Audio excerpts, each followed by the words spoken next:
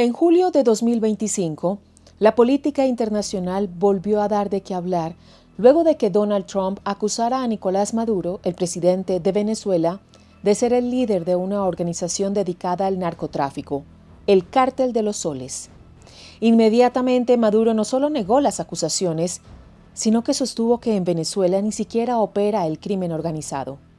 A partir de entonces, el mundo tomó posición. Algunos países se alinearon con la potencia norteamericana, mientras que otros advirtieron que no era más que una excusa de Estados Unidos para intervenir en territorio venezolano. Sin embargo, este conflicto político no debería alejarnos de una pregunta central. ¿Cuál es realmente la relación entre Nicolás Maduro y el Cártel de los Soles? Bienvenidos a mi canal, mi nombre es Adriana Chilito, gracias por estar aquí. Si les gusta este contenido, se pueden suscribir a mi canal y activar la campanita de notificaciones para que YouTube les avise cuando suba un nuevo video. También me pueden seguir en mis diferentes redes sociales. Me encuentran en Instagram, Facebook, X y TikTok como @lachilito. Comenzamos.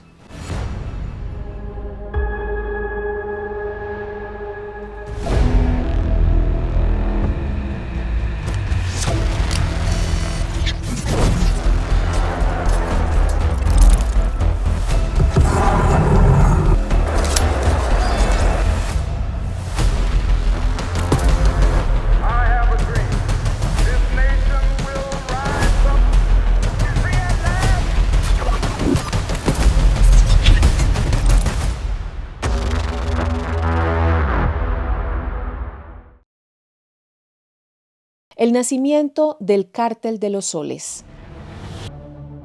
El 25 de julio de 2025, la administración de Donald Trump sacudió nuevamente el tablero internacional al señalar a través del Departamento del Tesoro al Cártel de los Soles como una organización terrorista de alcance global. Según este comunicado, la organización proveniente de Venezuela colaboraría con el Cártel de Sinaloa y el Tren de Aragua para introducir drogas letales y violencia en territorio estadounidense. Pero lo que más convulsionó a la política internacional fue que en el mismo comunicado se acusó directamente al presidente de Venezuela, Nicolás Maduro, de liderar al grupo criminal. Pocos días más tarde, los departamentos de Estado y de Justicia anunciaron que la recompensa por información que condujera al arresto de Nicolás Maduro ascendía a $50 millones bajo acusaciones de narcotráfico en territorio estadounidense. Se trataba apenas de un incremento porque ya en 2020, durante la primera presidencia de Trump, Maduro había sido imputado por narcoterrorismo y otros delitos con una recompensa inicial de 15 millones, que luego se elevó a $25 millones. Pese a que para algunos el Cártel de los Soles puede resultar una novedad por los acontecimientos en la política internacional, lo cierto es que esta organización tiene alrededor de 30 años de historia. El fenómeno del Cártel de los Soles se remonta a la década de 1990, cuando el narcotráfico comenzó a utilizar a soldados de la Guardia Nacional Bolivariana para introducir cocaína en Venezuela. A partir de sobornos, estos oficiales hacían la vista gorda y permitían el acceso de droga al país provenientes de la frontera con Colombia. Estos hechos salieron a la luz en 1993, cuando el jefe de la unidad antinarcóticos, Ramón Guillén Dávila, y su sucesor, Orlando Hernández Villegas, fueron investigados por narcotráfico y otros delitos relacionados. Las investigaciones avanzaron y Guillén fue acusado por Estados Unidos de haber introducido 22 toneladas de cocaína a su país mientras era jefe de la unidad antinarcóticos de la Guardia Nacional entre 1987 y 1991. Durante este periodo, las autoridades detectaron que Guillén había recibido un embarque de 1.530 kilos de cocaína del Cártel de Cali sin la aprobación de la DEA. Pero no se trataba solo de desacato a la autoridad. En una operación encubierta, la Guardia Nacional informó a la DEA y al Servicio de Aduanas que mandaría 602 kilos de cocaína a Miami, pero al terminar la operación, los agentes estadounidenses solo confiscaron 400 kilos. Ante los señalamientos, Guillén se defendió argumentando que la droga había desaparecido en Miami y no en Caracas, pero la DEA no le creyó y le pidió al gobierno venezolano que enviara a Guillén a los Estados Unidos para explicar el asunto. Sin embargo, Guillén se rehusó y el entonces presidente de Venezuela, Carlos Andrés Pérez, le pidió la renuncia. Fue en medio de todo este escándalo cuando comenzó este grupo criminal, cuando empezó a ser conocido como el Cártel de los Soles. Esto se debía a que los comandantes de la Guardia Nacional llevaban soles como insignia en sus uniformes. El narcotráfico en Venezuela, la conjunción entre política interna y regional. Según Inside Crime, un medio especializado en crimen organizado, varios factores influyeron en el crecimiento del narcotráfico en la República Bolivariana de Venezuela a comienzos de los años 2000. Para ese entonces, Colombia, país limítrofe de Venezuela, firmó el llamado Plan Colombia con Estados Unidos.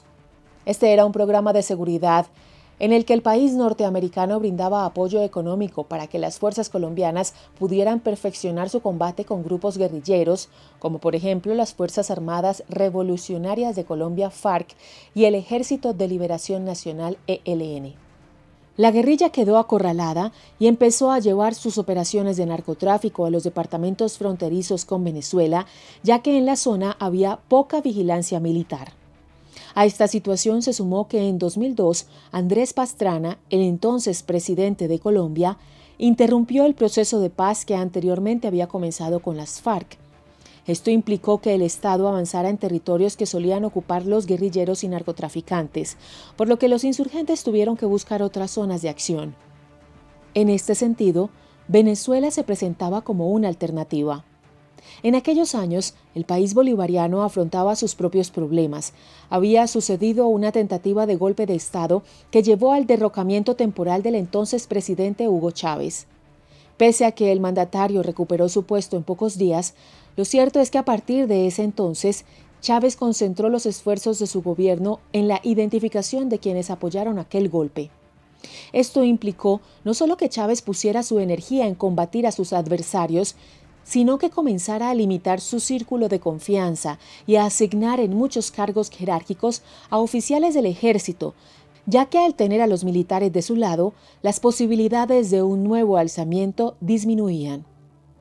Fue entonces cuando parte del narcotráfico de Colombia se trasladó a Venezuela. No solo el gobierno estaba ocupado en sus propios asuntos, sino que había militares que ignoraban los crímenes o delitos a cambio de dinero, como ya había sucedido en la década del 90. Pero a diferencia de aquellos años, su rol cambió cualitativamente. Varias células de las Fuerzas de Seguridad de Venezuela comenzaron a comprar, almacenar, trasegar y distribuir cocaína por sus propios medios, dejando atrás su función básica que había sido la extorsión a narcos en el trasiego de cargamentos de cocaína.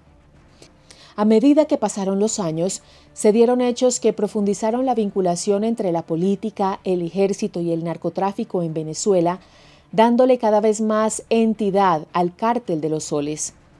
En 2005, Hugo Chávez rompió sus vínculos con la DEA tras acusar a la agencia de que con la excusa de combatir al narcotráfico utilizaba a sus agentes para espiar la política interna del país. De esta manera puso freno a todos los proyectos antinarcóticos impulsados por Estados Unidos en el territorio. En 2008, la Oficina de Control de Activos Extranjeros del Departamento del Tesoro estadounidense señaló a Hugo Armando Carvajal Barrios, el ex jefe de inteligencia del gobierno de Hugo Chávez, de asistir a actividades relacionadas con el narcotráfico y las FARC en Colombia. Pero algunos años más tarde, el escándalo alcanzó otro nivel cuando sucedió el episodio conocido como la narcoavioneta, otro hecho que alimentó la idea de que existía complicidad entre las altas esferas del gobierno y el ejército con el crimen organizado. En agosto de 2011, Tarek El Aissami, ministro del Poder Popular para Relaciones Interiores y Justicia del gobierno de Chávez, anunció a través de la televisión estatal que las autoridades venezolanas habían desmantelado una red de narcotráfico que operaba con una aeronave King Air matrícula IB-2531 en el estado de Falcón. Según su versión, el operativo había dejado un saldo de 2 muertos, 2 heridos y 8 detenidos, entre ellos 5 policías y 3 civiles, además de la incautación de 1.400 kilos de cocaína, según detalló, de alta pureza. Sin embargo, lo que llamó la atención no fue el golpe al narcotráfico, sino la cantidad de inconsistencias que rodearon el hecho. Jamás se mostraron públicamente a los supuestos detenidos, ni se identificó al piloto o copiloto de la aeronave. Tampoco se exhibió la droga incautada, salvo una fotografía difusa de bloques compactos de cocaína.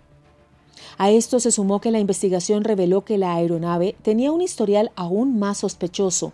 Había sido decomisada en Belice en 2010 con matrícula estadounidense y de forma poco clara terminó en Venezuela con una nueva matrícula nacional. Pero lo más inquietante fue que a pesar de portar siglas venezolanas, la aeronave no figuraba en el registro oficial de aviación civil. En definitiva, lo que el ministro había presentado como una operación exitosa terminó rodeada de interrogantes. Nadie explicó quién autorizó el plan de vuelo, quién permitió que la aeronave operara desde una instalación militar y, sobre todo, quién era el verdadero dueño de una carga de cocaína avaluada en más de 180 millones de dólares. Pero este escándalo era apenas un capítulo más en la compleja realidad venezolana. Aún faltaba un acontecimiento que marcaría de manera decisiva la historia del país. El 5 de marzo de 2013, Hugo Chávez murió tras padecer un cáncer que lo afectaba desde hacía un tiempo. En aquel entonces, el vicepresidente era Nicolás Maduro, por lo que terminó asumiendo la presidencia interina del país. Antes de morir, Chávez ya lo había señalado como su sucesor. 40 días después de su fallecimiento, se celebraron las elecciones presidenciales anticipadas en las que Maduro fue declarado ganador, pasando así de presidente interino a presidente electo, cargo en el que se mantiene hasta el día de hoy. Vale la pena detenerse en la historia de este mandatario, conocido por su ambición de poder. ¿Quién es Nicolás Maduro? Nicolás Maduro nació el 23 de noviembre de 1962 en Caracas, Venezuela, en el seno de una familia de recursos moderados, con gran interés por la política. De hecho, su padre participaba en un partido de izquierda y en el movimiento obrero. Mientras cursaba sus estudios, con 12 años de edad, Maduro comenzó a ser parte de Ruptura, una organización política de izquierda. Pero a los 15, siendo el presidente del Centro de Estudiantes, fue expulsado del liceo por organizar una movilización estudiantil. Así, logró finalizar sus estudios secundarios en José Ábalos, un liceo público. En lugar de ir a la universidad, Maduro prefirió viajar a Cuba, donde estudió en Ñico López, una escuela de formación de cuadros políticos de izquierda en la ciudad de La Habana. Esto pudo hacerlo gracias a una beca otorgada por la Liga Socialista, el partido en el que militaba en aquel entonces. Una vez finalizados sus estudios, Maduro regresó a Venezuela y en la década del 80 comenzó a trabajar como conductor de autobús. Pero no se conformó con ser un empleado y se convirtió en el representante del Sindicato de Trabajadores del Transporte Público. Aquellos años no solo fueron buenos en lo laboral, en su vida privada también daba grandes pasos. En junio de 1988 se casó con Adriana Guerra Angulo y 2 años después nació Nicolás Maduro Guerra, su primer y único hijo. Pero más allá de la llegada del niño, el matrimonio no prosperó y a los pocos años llegó el divorcio. En los 90, la vida de Maduro se cruzó con la de Hugo Chávez, el hombre que décadas después lo llevaría a la presidencia. En 1992, Chávez, entonces oficial del ejército, lideró un golpe de Estado contra el gobierno de Carlos Andrés Pérez. Aunque el golpe falló y Chávez fue encarcelado, este episodio lo catapultó a la fama política y fue en aquel entonces cuando Maduro no solo supo de él, sino que se convirtió en su seguidor. De hecho, él, junto con Cilia Flores, una joven abogada con la que años después se casó, trabajaron en la campaña de liberación de Chávez, que terminó ejecutándose en 1994. En diciembre de 1998 hubo elecciones y Chávez se consagró como el presidente de Venezuela, marcando el inicio de su primer mandato y del proceso que él denominó la Revolución Bolivariana. Al año siguiente se llamó a una Asamblea Nacional Constituyente que reescribió la Constitución, proceso del que Maduro también formó parte. Además, se desempeñó en la Cámara de Diputados, la Cámara Baja del Poder Legislativo venezolano, la cual fue eliminada cuando el Poder Legislativo se convirtió en la Asamblea Nacional Unicameral, en la que Maduro comenzó a ejercer en el año 2000. Fue reelegido en 2005 y presidió el organismo hasta 2006, cuando asumió como ministro de Relaciones Exteriores del gobierno de Chávez. Aunque durante aquellos años el perfil de Maduro ya venía en ascenso, su momento de mayor relevancia llegó cuando la salud del presidente se volvió delicada tras el anuncio en 2011 sobre el cáncer que padecía. Pese al diagnóstico, Chávez volvió a presentarse a elecciones y esta vez lo acompañaba a Maduro en la fórmula. Finalmente, en octubre de 2012, con el triunfo de la dupla en las urnas, Maduro se convirtió en vicepresidente. Luego sucedió lo que conté anteriormente. En 2013, el cáncer de Chávez avanzó rápidamente y Maduro terminó siendo el presidente de Venezuela. Maduro, su mandato presidencial y el cártel de los soles. Cuando Maduro llegó al poder, la crisis económica que el país venía atravesando se profundizó. Se devaluó el bolívar, la moneda nacional, aumentó la inflación y cayeron las reservas internacionales. Para demostrar su descontento, la clase media salió a las calles y protestó contra el gobierno. Sin embargo, los habitantes de los barrios marginales del país se manifestaron a favor de Maduro y el ejército y la policía hicieron lo mismo. El apoyo popular envalentonó a Maduro y su gobierno comenzó a encarcelar a referentes de la oposición y a reprimir a periodistas. En este contexto, efectivos de la Guardia Nacional volvieron a estar involucrados en hechos vinculados al narcotráfico. El 10 de septiembre de 2013, un avión comercial de la aerolínea Air France aterrizó en París con 1.3 toneladas de cocaína empacadas en 31 maletas a bordo. El avión había salido del aeropuerto de Maiquetía, en Caracas, bajo estricto control de la Guardia Nacional. Aunque el hecho llevó al arresto de 28 personas, entre ellas un teniente coronel y otros miembros de la Guardia Nacional, lo cierto es que, excepto el teniente coronel, todos eran oficiales de bajo rango. Y los escándalos continuaron. En 2015, Leamsi Salazar, un militar y ex jefe de seguridad presidencial de Chávez, acusó al presidente de la Asamblea Nacional, Diosdado Cabello, de ser uno de los jefes del cártel de los soles. Un año antes de la denuncia, Salazar había huido a Estados Unidos con ayuda de la DEA y desde el exilio colaboró con las fuerzas estadounidenses, al punto de ser colocado en el programa de protección a testigos. Pese a la denuncia de Salazar, Diosdado Cabello continuó siendo una de las figuras más poderosas dentro del gobierno de Nicolás Maduro. Algo similar ocurrió al año siguiente. En agosto de 2016, Estados Unidos abrió pliego de cargos federales contra el exdirector general de la Agencia Antinarcóticos de Venezuela, Néstor Luis Reverol Torres. Sin embargo, el día después de que se hicieran públicas las imputaciones, Maduro designó a Reverol como ministro del Interior. Las acusaciones llegaron hasta el núcleo familiar de Nicolás Maduro. En 2016, dos sobrinos de Cilia Flores, la esposa del presidente, declararon ante un juez para responder por cargos de drogas en una corte federal estadounidense. El proceso judicial comenzó luego de que la Fiscalía presentara evidencias que indicaban que los sobrinos políticos del presidente conocían el accionar del cártel de los soles. La investigación se había iniciado en octubre de 2015, cuando agentes encubiertos de la DEA lograron conversar con uno de los sobrinos, quien reconoció que el cártel de los soles operaba en Venezuela con la complicidad e incluso con la participación activa de altos mandos del gobierno civil del país bolivariano.